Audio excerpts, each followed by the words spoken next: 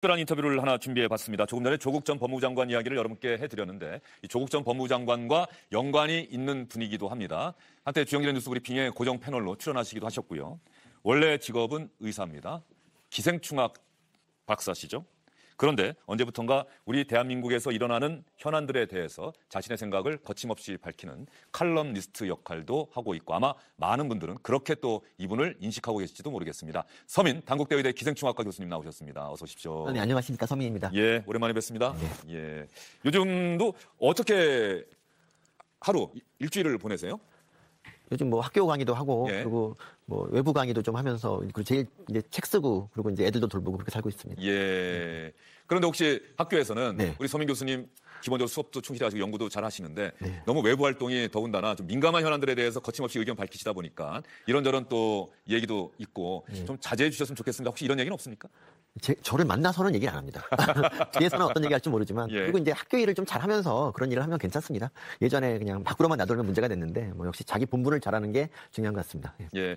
저는 서민 교수님의 이 초창기 칼럼을 읽었던 기억이 나는데 아마 사회적으로 일어난 현안들을 네. 기생충과 이렇게 연관을 지어서 예. 그래도 기생충이 그 칼럼에 등장하는 비판의 대상 당신보다는 훨씬 낫다, 뛰어나다 이런 식의 칼럼들을 좀 쓰시지 않았었나 생각이 좀 들어요. 예, 그런 칼럼을 몇 편 썼었죠. 예, 근데 제가 뭐 기생충에 대해서 잘 알기 때문에, 근데 그 사람하고 기생충하고 행동이 뭐 이렇게 큰 차이가 없다. 그래서 그것들을 좀 버무려서 칼럼을 썼습니다. 근데 그게 좀 대중들한테 약간 먹혀서 인기가 조금 올라갔죠. 예, 언제 이런 칼럼 쓰시기 시작하셨어요? 언제부터? 제가 2006년에 한번 이제 세상에 나왔다가 영양 부족으로 한번 퇴출당했습니다. 그러다가 이제 다시 절치부심해서 예. 2010년부터 이제 다시 예. 칼럼을 쓰기 시작했습니다. 왜 이런 칼럼을 쓰고 사회에 대해서 나의 목소리를 내야 되겠다라고 하는 생각을 하시게 됐어요? 제가 이제 원래 처음에 글을 쓰게 된 계기는 이제 제가 좀 떠보려고 하는 그런 마음이 있었어요. 그러니까 제가 그러니까 뭐 외모 때문에 좀 고생을 예. 했어갖고 솔직하십니다. 또 예. 기생충까지 하니까 이 외모에 기생충을 하니까 여자분들이 저를 별로 안 좋아해서 이제 떠서 복수하겠다 뭐 이런 마음을 가지고 이제 글을 예. 썼는데 이제 글을 쓰고 책을 읽다 보니까 이 정치라는 게 굉장히 중요한 거구나. 누구나 이 정치에 대해서 관심을 가져야겠구나. 뭐 이런 생각을 해서 이제 정치에 대한 글을 쓰기 시작했죠. 예, 조금 유머러스하게 글을 쓰게 된 그 이유를 밝히셨겠습니다만 중요한 것은 어쨌든 간에 기생충학 전문가로서 세상을 바라보다 보니 저는 그런 생각이 자꾸 들어요. 사람이 하는 일이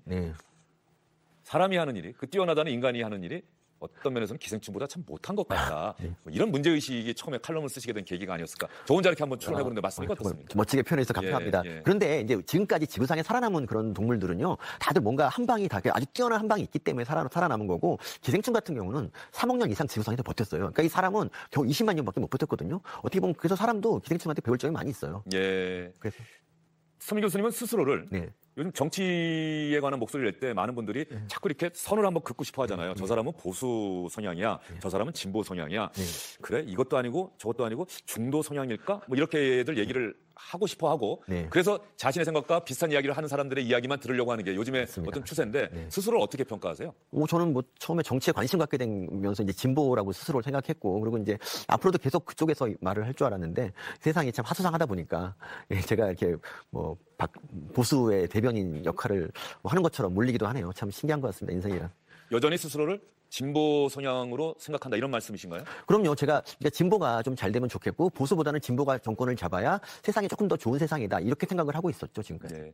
그런데 서민 교수님이 어떤 보수 성향이다라고 하는 서민 교수님 입장에서 보면은 오해를 받게 된 게 아마 어떤 면에서 보면은 조국 전 장관에 대한 몇 편의 칼럼이 큰 계기가 되지 않았습니까? 예, 맞습니다. 이제 처음에 이제 정권이 바뀌고 나서 저는 이제 뭐 더 이상 제가 칼럼을 쓸 일이 있을까 생각을 했죠. 왜냐하면 적폐청산 부분에서 굉장히 문재인 정부가 잘하고 있었거든요. 그래서 이제 별로 쓸 것도 없으니까 그만 쓰겠다고 이제 경향신문에다 얘기를 하기도 했었는데, 근데 좀 지나고 보니까 사실 적폐청산 말고는 이렇게 썩 와닿게 잘하는 그런 것 같지가 않더라고요. 예. 그래서 그리고 어떻게 보면 또 이 조국 사태가 저한테 큰 계기가 됐던 것이, 그러니까 그래도 이 정권이 뭐 정치 잘 못하고 외교 경제 잘 못할지언정 도덕성 하나는 뛰어나다 이렇게 생각을 하고 있었는데, 이 조국 사태로 인해서 이 도덕성마저 이제 무너지는 걸 보면서 이건 아니다라고 생각해서 약간 저라도 쓴소리를 해야겠다 생각을 하게 됐습니다. 뭐 제가 대단한 사람은 아니지만 이 진보 계시는 분들이 다 아무 말도 안 하시고 오히려 조국을 감싸고 있는 걸 보면서 나라도 해야겠구나 생각을 하게 된 거죠.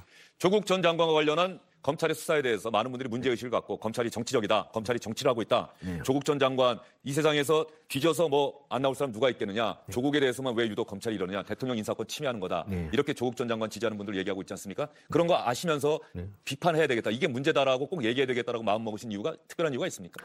원래 근데 원래 권력자가 훨씬 비리에 더 취약하거든요. 그래서 원래는 정권을 비판하는 게 이게 좀 소위 지식인이라면 당연히 해야 될 스탠스라고 생각하고요. 그리고 이제 검찰을 욕하는 분들도 사실 지난 정권 때 어땠냐면 그냥 검찰이 정권의 하수인이라고 그렇게 자조적으로 이렇게 말하면서 우리 검찰은 왜 정권의 비리에 무관심하냐 이런 식으로 얘기를 많이 했거든요. 근데 막상 그렇게 하는 이제 검찰총장이 나오니까 이제 검찰 왜 니네 왜 그러냐, 뭐 왜 정권에 대드냐 이런 식으로 얘기를 하는 걸 보면서 정말 안타까운 거죠. 이거는 이렇게 막 어떻게 이렇게 잣대가 갑자기 바뀔 수가 있을까? 사람 그래도 일관성 하나 있어야지 않습니까? 근데 그런 게 이번 진보 지지자들이 그게 없는 것 같아요. 그래서 안타까웠습니다. 예, 일관성 그런 측면에서 좀 아쉽다 이렇게 말씀을 해주셨고요. 조국 전 장관에 대해서는 저도 뭐 칼럼 중에 기억나는 그 대목들이 있는데 차라리 SNS 하지 말고 일기를 썼더라면 그렇다고 한다면 좀 달라지지 않았을까? 자기를 성찰하고 기억나시죠? 아, 그럼요. 예. 그때 그걸 쓸 때는 어떤 생각이 가장 많이 들어서 그런 칼럼을 쓰신 겁니까? 이제 그때 제가 그 원래 2주마다 컬럼을 쓰다가 이제 정권 바뀌고 나서 할 일이 없을 줄 알고 4주로 간격을 늘렸거든요. 그래서 이제 그때 처음에 그러니까 조국 관련 컬럼을 3편을 썼는데 처음 쓸 때만 해도 이제 두 번째로 쓸 일은 없겠다 했는데 그 한 달이 지났는데 여전히 조국 사태가 화두가 되고 또 써야 됐고 그리고 3개월 내내 그 화두가 될지 몰랐어요. 그러니까 쓸 때마다 좀 안타까운 거죠. 이거는 뭐 진작에 대통령이 정리를 했어야 되는 일인데 왜 이렇게 지지부진할까? 이 안타까운 마음을 가지고 지금이라도 정리를 하시라 이런 마음으로 썼죠. 글을. 예, 그 당시가 아마도 조국의 적은 조국이다라고 하는 예전에 SNS에 썼던 글이 오히려 부메랑이 돼서 조국 전 장관에게 오고 있는 것 아니냐 아마 그런 기사들이 많이 나오는 걸 보고 그 글을 쓰신 것 아닌가 싶은데요. 예, 그렇습니다. 혹시 그 글 쓰고 나서 아마 글 쓰시는 분들은 그런 생각을 많이 할 것 같아요. 혹시 나는 내가 누군가를 이렇게 비판할 자격이 있을까? 그런 또 자기 성찰 같은 거 마지막 자기 검열이 되겠죠. 글 내놓기 전에 그런 건 없으셨습니까? 뭐 근데 그렇게 생각하면 비판할 사람이 아무도 없죠. 그냥 일단 비판하고 뭐 자기 잘못한 게 있으면 그 비판 달게 받으면 되는 거고요. 누가 저한테 뭐 저 잘못하는 거에 대해서 뭐 욕한다. 얼마든지 뭐 사과할 마음이 있죠, 저는.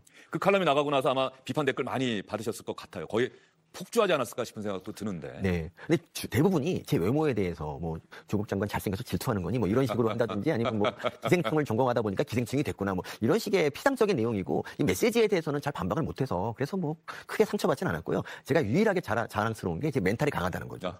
웬만큼 욕을 먹어도 흔들리지 않습니다. 더 욕해 주십시오.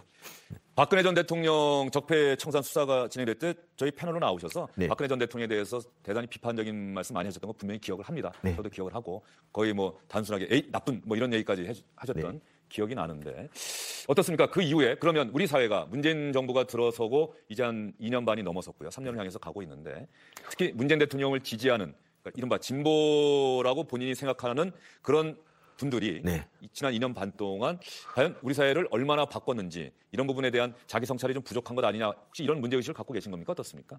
그러니까 이전 정부보다는 뭐 좀 당연히 나와야 되고 그리고 사실 그냥 지금까지 보여주지 못했던 더 좋은 나라를 만들 것이다 이런 기대가 있었는데 지금 이제 그 기대가 좀 무너지고 사실 뭐 문재인 대통령 극성 지지자들이 더 열심히 지금 뭐 더 편을 들고 있는 게 어떻게 보면 자기 스스로도 위기감을 느끼는 것 같아요. 그냥 이 정권이 좀 잘하면 좋겠는데 이러다가는 정권을 빼앗길 수도 있다 이런 위기감에서 더 편을 들고 막 이러고 있는데 근데 저는 그게 되게 잘못됐다고 보고요. 그러니까 이 정권이 오히려 잘못한 게 있으면 정권을 비판하고 이래야 정권이 반성을 하고 더 잘할 수 있는데 계속 뭘 해도 내 편만 들어주면 뭐 잘할 필요가 뭐 있습니까? 어차피 지지율 50%인데.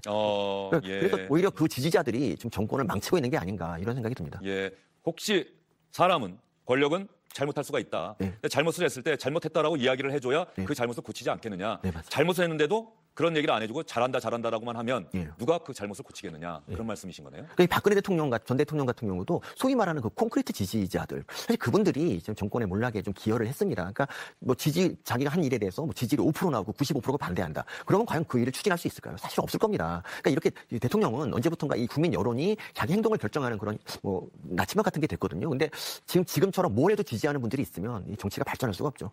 비판적 지지가 더 의미가 있는 것이다. 그렇죠. 그런 말씀으로 좀 들립니다. 혹시 자유한국당을 비판하는 자유한국당이 이래서는 안 된다. 그런 내용의 칼럼을 쓰신 적은 있습니까?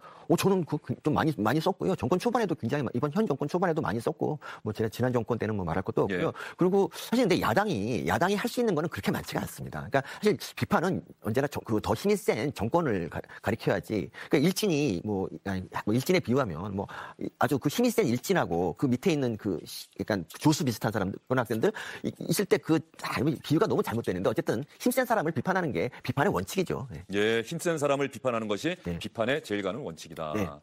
교수님, 예전에 저희 패널 나오실 때보다 훨씬 말씀이 많이 길어지시고 그랬다는 좀 생각이 드네요. 그때는 워낙 단답으로 말씀하셔서 제가 좀 당황했던 적도 많은데. 너무 부끄럽습니다. 그 당시에 예. 자질이 없었는데 키워주셔서 감사합니다. 예. 그 프로 그만두고 나서 굉장히 사람이 됐습니다. 예. 예, 그런 의도로 드렸던 말씀은 아닌데 우리 서민 교수님의 또 이런 모습이 이런 의외성이 또 사람을 당황하기도 하지만 그래서 그런 문제의식이 나오는 게 아닌가 싶은 생각이 드는데 앞으로도 칼럼을 계속 쓰실 거고요. 예, 뭐 잘리지 않는 한 계속 칼럼을 쓸 거고 저는 계속 글로 세상하고 소통하는 게 좋습니다. 경향신문에서는 당시에 조국 전 장관과 관련한 칼럼이 계속 나올 때 혹시 다른 주제 뭐 쓰실 생각 없으십니까? 이런 거 전혀 없었습니까? 경향신문은? 경향신문이 되게 생각보다 너그러운 신문이어서 아직까지는 저를 자르거나 이러지 않고 잘 봐주고 있습니다. 다음 칼럼의 주제도 이미 결정해 놓으셨습니까? 다음 칼럼은 이제 이 청와대 하명수사 의혹에 대해서 써야죠. 네. 예. 계속해서 서민 교수님은 정부, 힘 있는 권력에 대해서 비판하시겠다 뭐 이런 말씀으로 들리는데 정부가 뭐 잘한다. 그리고 정부가 잘하려는데 야당이 방해한다. 그럼 당연히 저는 야당을 욕할 건데 지금은 그런 상태가 아니기 때문에 정부를 아직까지 비판하는 게 맞는 것 같습니다. 예, 오랜만에 주영길 뉴스 브리핑 찾아주셨는데요. 서민 교수님에 대해서 아마 비판의 생각을 갖고 계신 분도 많이 계실 거고요. 또 서민 교수님께 박수를 보내주신 분들도 있을 텐데 뭐 짧게 인사의 말씀 한번 해주시죠.